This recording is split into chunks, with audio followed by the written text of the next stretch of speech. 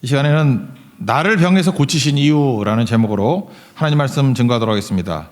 오늘 시편 30편을 읽으면은 표제어를 보면 좀 이상하다라는 생각이 들죠. 표제어가 뭐라고 되어 있죠? 다윗의 시, 곧 성전 낙성가. 우리가 알다시피 다윗은 성전을 짓지 않았잖아요. 아니, 안 짓는 게 아니라 못 지었죠. 짓지 못했죠. 너는 피를 많이 흘려서 뭐 짓지 말라 그랬잖아요. 그래서 아들 솔로몬이 지었다고요. 그런데 어떻게 다윗이 성전 낙성가를 지을 수 있나요? 무슨 뜻이죠? 그러니까 후대에 다윗의 이 기도를 성전 낙성식 할 때 사용했다. 그게 맞겠죠? 후대에 지어진 성전이 뭐가 있겠어요? 이거 뭐 보니까 아무리 봐도 뭐 헤롯 시대는 아닌 것 같고, 그럼 솔로몬 아니면은 수룹바벨 성전 아니겠어요? 많은 학자들의 얘기가 수룹바벨 성전, 그러니까 바벨론 포로에서 돌아오고 난 다음에 수룹바벨 성전을 낙성식 할 때 다윗의 시편 가운데 이거를 사용했다. 이렇게 얘기를 합니다. 그러니까 이해가 되겠죠? 그러니까 무슨 얘기예요? 너무너무 기쁘니까 다윗의 상황 가운데 이렇게 바닥까지 떨어졌다가 다시 소생했던 경험이 뭔가, 또 최악에서 다시금 이렇게 역전을 일으켰던 그런 기도 내용이 뭔가 보니까 시편 30편이더라는 거예요. 그래서 이거를 성전 낙성식 때 사용했다라는 것입니다. 그러므로 우리도 그렇게 할 수 있죠. 우리 인생 가운데 바닥까지 떨어졌다가 다시 일어나고 죽을 병에 걸렸다가 살아나고 그럴 때 우리가 기도 어떻게 할지 잘 모르잖아요. 그러면은 다윗의 이 시편을 가지고 이 기도하면 된다는 거죠. 그리고 여기서 주는 메시지와 또 의미가 있다라는 것입니다. 그러므로 우리 성도 한 사람 한 사람이 체험하는 거, 우리의 기도 뭐 이런 것들은요 자산입니다. 나만 사용하는 거 아니에요. 내 경험이 우리 교회 전체의 자산이 될 수 있고, 내 체험이 우리 가족의 원동력이 될 수도 있다는 것입니다. 그래서 체험은 능력이고 체험은 자산이라는 것입니다. 요즘에는요, 그 웹툰에서부터 모든 문화가 다 이렇게 퍼져나가죠. 그 웹툰에서 이렇게 드라마도 나오고 그래요. 뭐 얼마 전에 그 재벌집 막내 아들, 그것도 웹툰이잖아요. 그거 말고도 뭐 되게 많잖아요. 웹툰에서부터 이렇게 쭉 나가는 거. 근데 제가 웹툰 작가들을 옛날에 그냥 단순 만화가인 줄 알고 약간 무시했는데, 이분들이 그 작가 의식이 대단하더라고요. 김성모라는 그 웹툰 작가가 있거든요. 이분 스토리 그 책이 나왔어요. 근성론이라고. 그래서 나는 뭐 무슨 작가라 그래서 딴 분이 왔더니 웹툰 작가예요. 육체는 단명하나 근성은 영원하다. 난 근성이라는 단어가 너무 좋아서. 그 내용이 뭐냐면 자기가 웹툰을 이렇게 그릴 때 그 작가로서 이제 만들 때 체험하고 만든대요. 와, 우리 크리스찬들 부끄럽죠. 자기는 그냥 들은 것 같고 안 한대. 체험한대. 그래서 사체에 관한 어떤 웹툰을 이제 쓰고 있는데 진짜 사채업자한테 돈을 빌렸대. 그리고 돈을 안 갚았대. 그랬더니 이제 사채업자들 뭐 우리 들어서 알잖아요. 뭐 그러니까 뭐 협박하고 공갈하고 납치도 당했대. 납치도 하고 장기 적출한다고 뭐 이 왼쪽 간 오른쪽 간 그러면서 뭐 간을 띄어가려 그런다 그러고 간이 하나 그치 다 있나 나 모르겠어. 하여튼 뭐 그러면서 그 다음에 실제로 칼로 찔리기도 하고요. 뼈도 부러졌대요. 이 사람 그 살아남아야 뭐 그릴 거 아니야? 이거 왜 이러죠? 하여튼간에 대단하더라고. 그래서 김성모나 조성모보다 더 존경스러워. 김성모 작가. 그래서 그런 얘기들을 쭉 하더라고요. 그러고 난 다음에 뼈 부러지고 난 다음에 나중에 얘기했대. 사채업자한테 돈 갚으면서 사실은 내가 웹툰 작가인데 이거 제작하려고 그러다가 체험하려고 이랬다고. 그랬더니 사채업자가 넙죽 절을 하면서 형님으로 모시겠다고, 이런 직업 정신에 감동했다고, 그리고 또 패드래. 그런 얘기예요. 되게 신기하죠. 그러니까 보세요. 이것도 자기 경험이 부족하잖아요. 체험이 부족하잖아요. 그러니까 자기가 몸을 집어던져서 체험해야지 이런 작품도 나오잖아요. 하나님께서 우리 인생의 그런 고난이라든 체험 이런 걸 헛되이 사용하겠습니까? 안 그렇죠. 다윗의 광야 생활이 헛됨이에요. 다윗의 죽을 병 뭔지 모르지만 아마 뭐 불순종에서 나왔던 뭐 전염병 그런 것 때문에 자기도 아팠겠지. 뭐 이런 거. 그때에 그런 게 헛된 게 아니라는 거예요. 여기서 메시지가 나오고 의미가 나오고 기도가 나오고, 그게 다윗도 살렸지만 후손도 살리고 우리에게도 동일한 능력과 은혜를 준다라는 것입니다. 여기 죽을 병이었던 것 같아요. 2절을 보니까 여호와 내 하나님이여 내가 주께 부르짖으며 나를 고치셨나이다. 그러니까 상황이 죽을 병이에요. 거기서 고치셨다. 그러니까 이게 또 확장할 수 있죠. 우리 같으면 뭐 병도 될 수 있지만 뭐 경제 위기, 부도가 날 정도, 뭐 살 집도 없어가지고 내팽개친 사람, 어떤 가장이 눈물 어린 기도 편지를 보냈더라고. 부양애들 가족이 있는데 부양이 잘 안 될 것 같아. 소득이 떨어져가지고. 그래서 하나님께서 특별히 은혜 주셔서 부양할 수 있는 능력을 달라고. 나 눈물 나대. 딴 거보다도 남자가 나를 울리는 것 같아. 그죠? 예, 부양할 능력을 달라고. 하나님 주실 거예요. 그죠? 그래서 하나님께서 큰 능력을 주실 거라고. 그런 상황이에요, 지금. 부양할 능력을 달라고. 뭐 아니면 관계가 파국이 돼가지고 사랑하는 사람과 이렇게 뭐 다시는 만날 수 없는 상황이 돼버리고 그러면 얼마나 아프겠어요. 충격이 오겠어요. 뭐 그런 것들이겠죠. 즉 다윗이 이 상황 속에서 이걸 극복해내는 과정들을 우리에게 보여주고 있습니다. 우리에게 이게 필요하다는 거예요. 첫 번째는 체험을 일반화시켜야 된다는 거예요. 그죠? 한 가지 체험을 통해서 또 다른 체험에서 승리할 수 있도록 일반화시키는 거, 이게 중요한 거죠. 제가 그 박완서 씨 이 소설도 좋아하고 이분은 글도 좋아요. 고난이 되게 많았던 분이거든요. 뭐 한 10년 전쯤에 돌아가셨는데 박완서 작가, 제가 참 이분 글을 읽으면 힘을 얻는 것 같아요. 근데 이분이 어떤 얘기를 하냐면 고난도 많고 그랬어요. 뭐 아들 죽고 남편 죽고 막 뭐 다 죽음 얘기야. 그것도 하여튼 상실의 아픔은 박완서 씨가 다 겪었던 것 같아요. 그걸 다 글로 승화를 시키는데 그런 얘기를 해요. 자기가 어려움 있을 때마다 자기는 데살로니가전서 5장 16절 18절 그거 붙들고 산대. 항상 기뻐하라. 쉬지 말고 기도하라. 범사에 감사하라.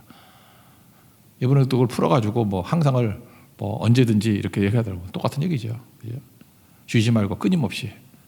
그리고 범사를 모든 일에. 그런 식으로 해석을 하면서 얘기를 하는데 이거 세 가지를 교호적으로 사용한다는 거예요. 예를 들어서 어떤 큰 문제가 생겼어요. 문제가 생기면 당장 우리 나오는 게 뭐죠? 당장 나오는 게 기도가 나오잖아요. 그죠? 순서 필요 없다는 거예요. 기도부터 한다는 거예요.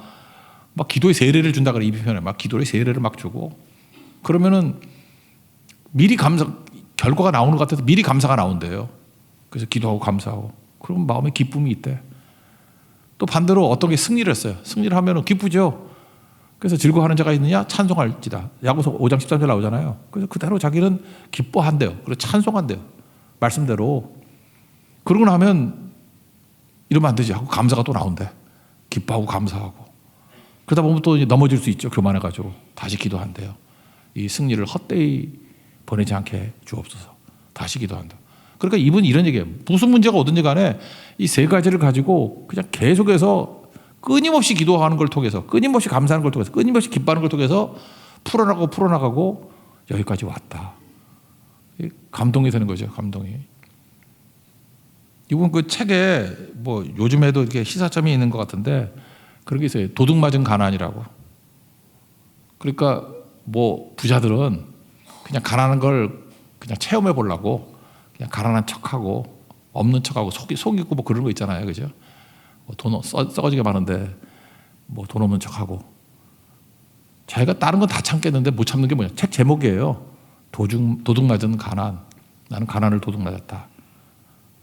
그러면서 고백하는 거예요. 내 가난은 도둑 맞은 가난이야. 진짜래 진짜. 근데 거기서 얻는 유익이 너무 컸다라는 거예요. 영적인 가난, 육적인 가난. 뭐 돈이 없었겠어. 그거보다도 남편 잃고 아들 잃고 그 사랑하는 사람들 잃어가면서 어떤 그런 영적 가난이죠. 마음이 가난함. 진짜거든요. 그래서 괜히 이해하는 척 그러지 말라는 작가로서의 참 날카로운 필체예요. 제가 볼 때 이게 도둑맞은 가난 같은 책은 읽어볼 만해요. 그 10,000원도 안 해. 되게 얇어.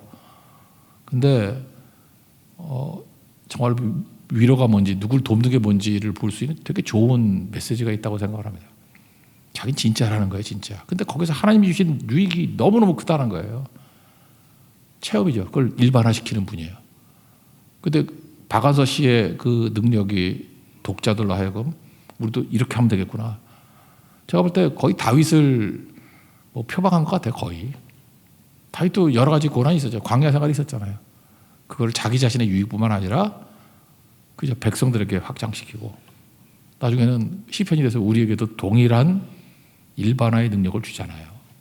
그래서 그게 꼭 필요하다는 것입니다. 꼭 안 되는 사람은요 나쁜 거를 일반화시켜. 그러니까 상처받는 사람은 상처가 뭐냐 하면 그러니까 평생 한 번 일어날 일이야. 내가 지금도 아야코라는 애가 기억나는데 일본인데 간호사인데 나도 이것도 듣는 거 아니고 그랬다. 하여튼 저하고 좀 친하게 지냈거든요. 제가 일본 가서 전도해서 한국에 와가지고 한국말 잘해요. 한국에서 한 3년 4년 살았는데 나한테 한 3번인가 그러는 거예요. 자기 아버지한테 학대를 당했대. 자기 아버지한테. 그래서 아버지한테 무슨 학대를 당했냐 그랬더니 중학교 1학년 때 맞았대. 그랬냐고. 그래서 어떻게 맞았냐 그랬더니 2대 맞았대. 그래서 내가 더 말할 게 없어. 뭐 아무것도 아니다 그럴 수는 없잖아요. 속으로 그랬어요. 한국 아버지는 더 팬다. 내가 그렇게 얘기하려고 하다가 하여튼 맞았대 2대. 근데 그걸 제가 저한테만 한 5번을 얘기를 하는 거예요. 아버지한테 학대를 당했대. 의미를 부여하면서 맞았대. 2대 맞았대. 교회에서 간증하는 시간이 있었어요. 나와가지고 간증하는 또 그 얘기를 해. 자기는 상처가 있대. 아버지한테 죽일 때 맞았대. 내가 그놈을 내가 패고 싶더라고. 그 상처 없애버리려고. 그러다 잡혀갈까 봐 말을 안 했겠지만. 그러니까 뭐예요? 이거 아무것도 아니에요. 일회성이에요. 그리고 아버지가 학대한 것도 아니고 그냥 너무 예민한 자매예요. 그냥 넘어가 버리면 되는 건데 그냥 그거 한 번 중학교 1학년 때 아버지한테 맞았다라는 것을 자기는 크게 느껴가지고 잠깐만 고백하고 간증하고 이게 뭐 눈덩이같이 커진 거예요. 그러니까 자기는 학대 당했다는 것을 일반화시키는 거예요. 그렇고 전혀 아닌데. 우리 진짜 일반화시켜야 되는 게 뭐죠? 하나님께서 우리에게 주셨던 승리, 능력 이런 것들을 일반화시켜야죠. 그래서 다윗은 이렇게 얘기해요. 자기가 승리했던 경험들을 말하면서 이거 안 읽었네. 1, 2, 3절이 승리했던 경험. 1, 2, 3절 읽겠습니다. 시작. 여호와여 내가 주를 높일 것은 주께서 나를 끌어내사 내 원수로 하여금 나로 말미암아 기뻐하지 못하게 하심이니이다. 여호와 내 하나님이여 내가 주께 부르짖음에 나를 고치셨나이다. 여호와여 주께서 내 영혼을 수월에서 끌어내어 나를 살리사 무덤으로 내려가지 아니하게 하셨나이다. 나를 건져줬다. 특별히 1절 같은 데는요. 여기 끌어내사 이게 다른 쉬운 번역 같은데 그렇게 두레박으로 이렇게 우물에 있는 사람을 건져내다 그렇게 표현했어요. 이게 어디냐? 우물에 빠진 거야. 깊은 우물에. 홀로 힘으로 못 빠져나와요. 그래서 외부의 힘이 필요하죠. 두레박을 내려가지고 그거 타고 올라왔다. 그러니까 하나님이 나를 우리 같으면 늪에 빠진 거예요. 하나님의 도우심으로 우리를 건지셨다. 그리고 또 하나 너무 감사한 게 뭐냐 하면은 원수들이 그저 내가 이렇게 어려움 당하고 죽게 됐다라는 얘기를 듣고 막 기뻐했다라는 거예요. 죽을 병을 걸렸다. 원래 악한 사람들 그러잖아요. 상대의 불행이나 뭐 죽을 병, 암 이런 거 걸리면 막 기뻐하잖아. 그죠? 최근에 보니까 그런 것 같아. 그 전욕이라는 분 있잖아요. 뭐 정치하는 정실했나 뭔지 모르겠는데 대장암 4기래. 근데 이분 제가 가끔 보면 이렇게 말이 좀 거칠어. 그랬더니 그 반대쪽에 있는 사람들이 잘 됐다. 그따위 소리 하더니만 뭐 대장암 4기 걸렸다. 그러는 거 아니지. 그래서 본인이 글도 썼더라고. 그러지 말라고 내가.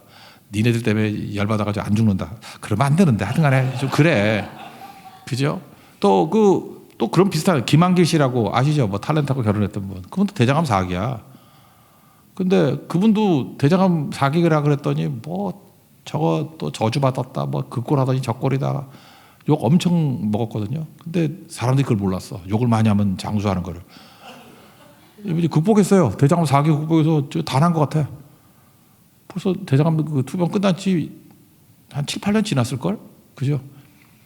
그러니까 병에 걸렸을 때 그 두 사람 예를 한번 놓고 보세요. 막 그게 대적들이 막 공격을 하잖아. 막 공격을 할 때 다윗도 그랬던 것 같아요.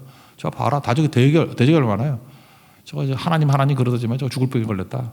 잘 죽는다. 근데 고쳐주셨대요. 그래서 뭐라고 얘기해요? 원수들이 나를 말미암아 기뻐하지 못하게 해서 감사하다고. 우리 인생이 그런 거예요. 뭐 죽을 수도 있고 살 수도 있고 그렇지만 대적들이 이런 것들 가운데 하나님 나를 건져주셔서 감사합니다. 그러니까 얼마나 이게 고난이 깊었는지 알겠죠. 그때 하나님이 나를 건져주셨다. 그러므로 이제 백성들에게 나가는 거죠. 너희들도 어려움 있을 때 사람들 얘기 그런 소리 듣지 말고 하나님 바라보고 하나님만이 나의 은혜를 줄 수 있는 분, 도울 수 있는 분, 건질 수 있는 분이라는 거 붙들고 주께 나아가는 종이 되길 원한다. 그래서 4절, 5절은 일반화시키는 거예요. 하나님이 역전하는. 그래서 슬로건, 백성들에게 슬로건까지 줬어.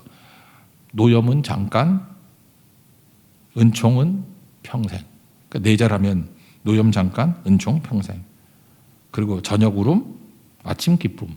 이게 당시 슬로건이었던 것 같아. 그래서 성전 낙성식을 하고 난 다음에 사람들이 이거 분명히 내가 볼 때 플랜카드로 외웠을 것 같아. 노염 잠깐, 은총 평생. 저녁 울음, 아침 기쁨. 4절 5절 읽겠습니다. 시작. 주의 성도들아 여호와를 찬송하며 그의 거룩함을 기억하며 감사하라.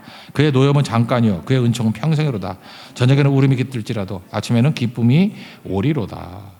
그러니까 이걸 일어서게 된다는 거죠. 이게 잘 따라하는 게 되게 중요한 것 같아요. 그래서 믿음은 따라하기예요.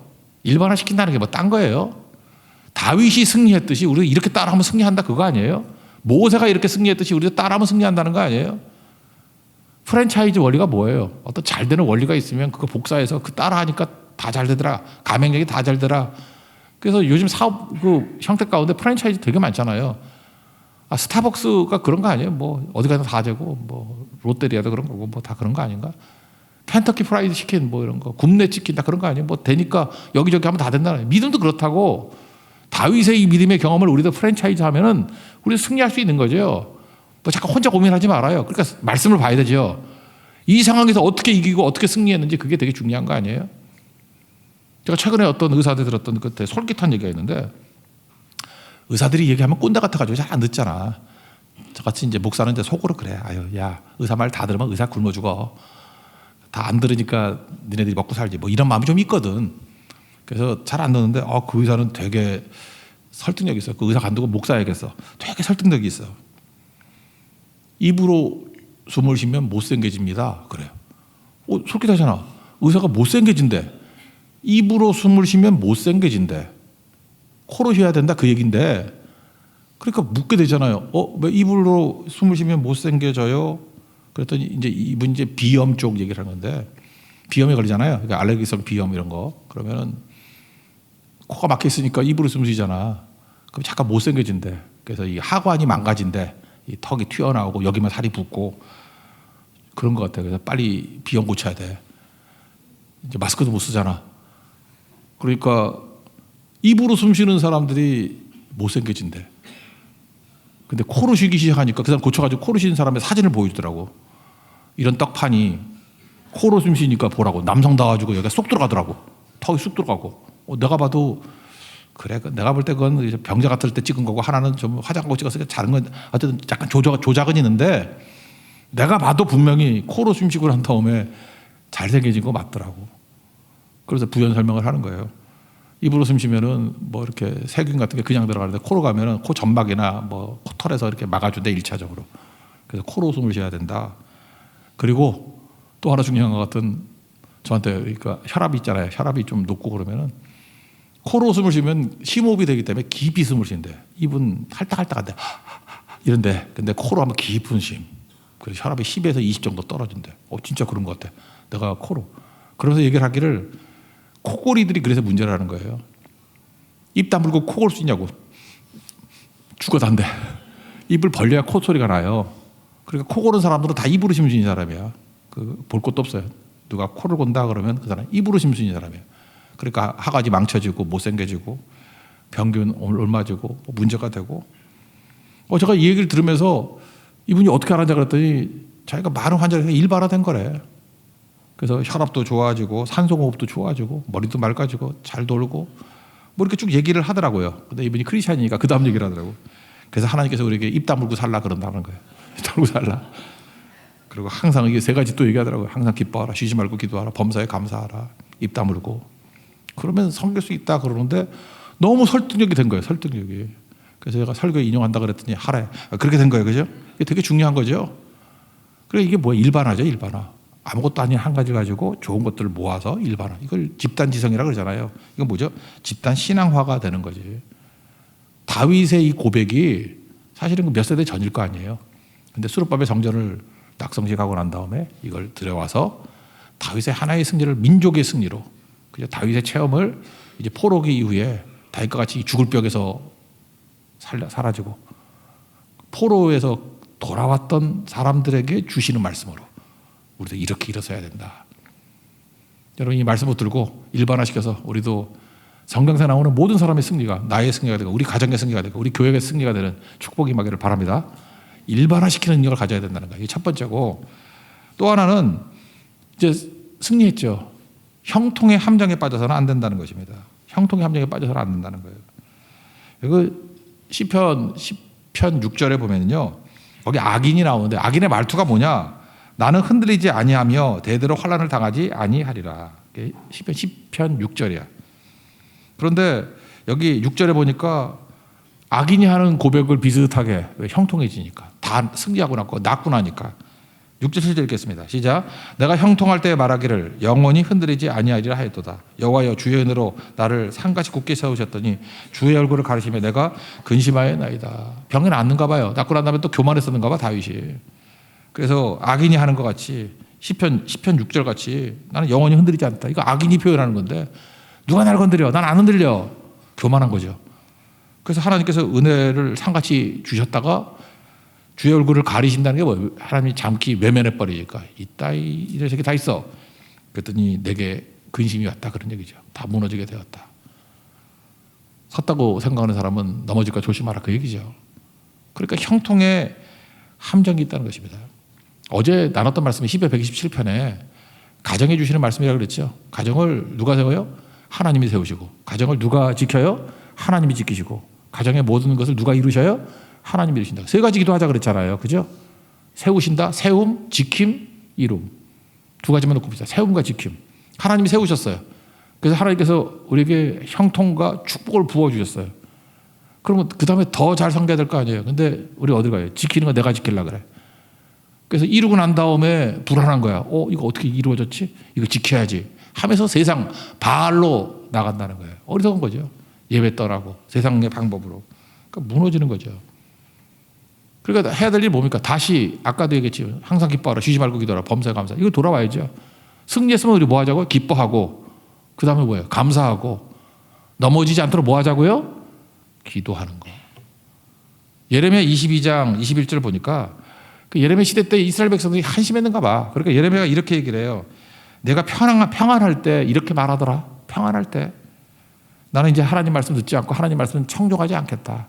평안을 주니까 이제 하나님 나 몰라라 그런다는 거예요. 예레미야가 참 재밌는 분이에요. 그것이 니놈들 습관이다.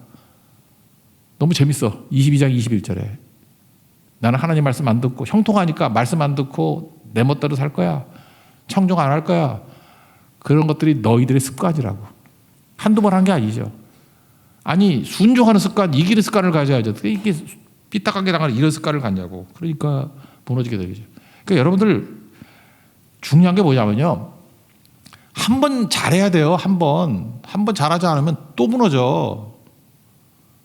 또 무너진다고. 예를 들어서 청년 시대 때, 뭐 젊은 시대 때, 뭐 이렇게 신앙에 도전이 될 만한 게 있어. 뭐 자기 걸 좀 희생을 하면서 그 믿음을 지키거나 뭐 선교를 가거나 뭐 이런 일이 있다고 이렇게 갈등 상황. 까짓거 이번에는 그냥 한번 양보하고 세상 사람과 똑같은 길 갈 거야라고 하지요. 한 번 패배인지 알아요? 주구장창 패배야. 그거 짧으면 1년, 잘못 가면 10년도 가. 알아요? 그럴 때는 볼 것도 없어. 다니엘이 결단을 해요. 다니엘의 뜻을 정하여 하고. 뭔 놈의 유혹이냐. 그래서 그냥 단호하게 끊어버리고 순종하면 그 다음부터 시온에 데려가 열리는 거예요. 그거 단순하게 생각하지 말라니까요. 단순하게. 그러죠. 뭐 나는 이제까지 순종을 잘해봤으니까 한 번쯤 불순종의 체험도 중요한 거야. 20년 걸릴 걸 돌아오면. 야곱 보라고요. 바다나에 갈 때 뭐 잠시 갔다 올 줄 알았는데 20년 걸리잖아. 그러니까 철저하게 이 형통의 함정에서 구원받아야 돼요. 형통이 무서운 겁니다. 근데 더 충성하고 더 붙들지 않으면 엄청나게 돌다 온다라는 것입니다. 다윗도 그랬잖아요. 다윗도. 그러니까 우리에게 주는 무서운 교훈이죠. 편안한 거, 편리한 거 찾아가다가 죽습니다. 우리 중진국 함정이라고 그러잖아요. 지금부터 한 30년 전만 해도 태국하고 한국하고 국민소득 비슷했을걸? 태국은요, 중진국 함정에 빠졌어요. 거기서 뭐 아시아의 4마리 용, 4마리 안 들어갔나? 뭐 하여튼 간에 그러면서 잘난 척 하다가 태국은 4마리 용 전이구나. 아웃돼 버렸고. 우리는 원래는 교만한 민족이었는데 하도 얻어 터지고 깨져가지고 여러분 지나갈 거 보면 우리가요. IMF가 복이었어요. 그거 아니었으면 우리가 얼마나 교만했겠어. 기고만장했겠어. 그때 정신 차려가지고 했고 리먼 사태 때 2008년인가 9년 그것도 복이었어. 10년 주기로 교만을 꺾어주시니까 얼마나 복인지 알아요? 북한이 저 미사일 쏴대고 하는 거 저것도 복이에요. 그러니까 우리도 개발하잖아. 저거 안 쏘면 우리가 개발하겠어? 누리호가 이거 나로호가 어디 있고 뭘 하겠어? 내가 이러다가 우리나라 군사력이 세계 1위가 될지도 모르겠어. 내가 보니까 이상한 나라야 우리 지금 뭐가 될지 모르겠어요, 그죠? 지나놓고 보면요, 그게 다 좋은 거예요. 좋은 거. 겸손이에요, 겸손. 섰다고 잘난 척하지 말고, 형통은 함정에 빠질 수 있는 위험한 거라니까요. 이거 잘 못 건너가요. 아니 이스라엘도 그렇고 승리하고 난 다음에 문제였잖아요. 그죠? 여리고성 무너뜨리고 난 다음에 그 진멸하려다 진멸하라고 아간이 뭐 숨기다가 또 박살나고 아이성에 지고 막 그러잖아요. 사울왕도 보세요. 사울왕이 시험 당한 게 뭐 패배해서 시험 당했습니까? 이겨서 시험 당했지. 아말렉 진멸하라 했더니 진멸하라고 뭐 아가왕 살려서 왜 잘난 척하려고? 나 왕들도 내 밑에 이렇게 수두룩하게 거느리고 있어 그러려고. 좋은 것들 남겨두고 그죠? 뭐 제사드릴 거 왜냐하면 백성들에게 뻐기려고. 그죠? 전리품 갖다 놓으려고. 사실 별거 아닌 건데 승리하고 난 다음에 순종이 더 힘들다니까요. 순종하고 난 다음에. 여러분 소득 100만 원일 때 11조 하는 게 뭐 힘들어. 10만 원 그거. 근데 하나님께서 여러분들 소득을 10억을 주면 1억 쉽지 않아? 10억 생기면 1억 헌금하는 거 쉽지 않아요? 이렇게 하다가 교회 망하는 거 아니야? 교회가 타락하는 거 아니야? 뭐 혼자 그런 생각이 들어. 그죠? 그래서 하나님이 여러분의 소득을 줄이는 거야. 절대로 10억을 못 벌게 만드는 거예요. 왜? 1억을 할 수가 없기 때문에. 그래서 여러분이 편안하게 11조 할 수 있는 게 10만 원이죠. 그래서 여러분이 100만 원을 못 넘는 거야. 뭐 한 200만 원 줄 거야. 그죠? 가짜 11조 하라고. 200만 원 벌면 한 10만 원 하는 사람 있어. 평생 그렇게 살다 죽는 거지. 이유가 뭐예요? 자기 스케일이 자기 스케일. 그러니까 순종이 겁이 나는 사람이 있다고. 그러니까 이 형통의 함정에 빠지지 말라. 이게 다시 성전 낙성식을 할 때 수르바벨 시대 같아요. 그죠? 이때 다짐하는 거예요. 우리 조상들이 했던 다윗이 걸었던 이 길 넘어서는 안 된다. 그리고 그 다음에 나오는 얘기는 뭐냐면 이제 그 다음 얘기는 뭐 다시 기회를 주셨으니까 이제 이기는 습관을 갖자. 대역전하자 그런 거예요. 8절부터 뭐 12절까지 같은 얘기입니다. 다 슬픔이 변하게 춤이 되게 하고 배업 뭐 같은 얘기를 찬송하는 거예요. 메아리 치는 거예요. 메아리. 우리에게 필요한 게 뭐죠? 다시금 우리에게 하나님께서 간구할 때 기회를 주셔서 은혜 주시고 또 돕는 자가 되어 주신다. 10절 그러잖아요. 내게 은혜를 베푸시고 나의 돕는 자가 되십시오. 또 승리 주신다는 것입니다. 그래서 이제 항상 이기게 하신다 그런 거죠. 그래서 이제는 다시는 형통의 함정에 빠지거나 이러지 않고 언제나 주를 바라보면서 단회적인 승리가 아니라 일반화시키고 습관화시키라는 거예요. 그래서 우리는 항상 이기는 종이더라. 그래서 하나님의 백성들, 성령 충만 하나님의 백성은 항상 승리하는 종이 됩니다. 그런 말 있죠. 파도가 아무리 커도 거세어도 고래를 삼킬 수 없다. 우리 고래. 우영우같이 고래. 파도가 세다고 뭐 고래를 삼키나? 집채만한 파도가 와도 고래 못 죽여요. 성령 충만한 성도는 그렇다. 우리 고래예요. 바다를 향해 나갑시다. 저 큰 바다를 향해서. 파도가 우리 못 넘어뜨려요. 파도가. 그냥 파도 타고 노는. 그 파도가 뭐예요? 고난이 우리 못 넘어뜨려요.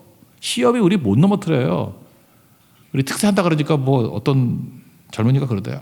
왜 그 기말고사 때 왜 특세를 하세요? 항상 이때 있어. 항상.